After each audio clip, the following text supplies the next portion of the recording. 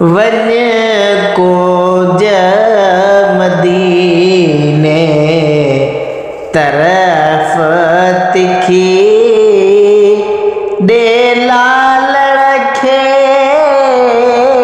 जाए खतड़ो लिखी वन को मदीने तरफ तिखी डेला लड़खे जाए खतड़ो लिखी वन को मदीने।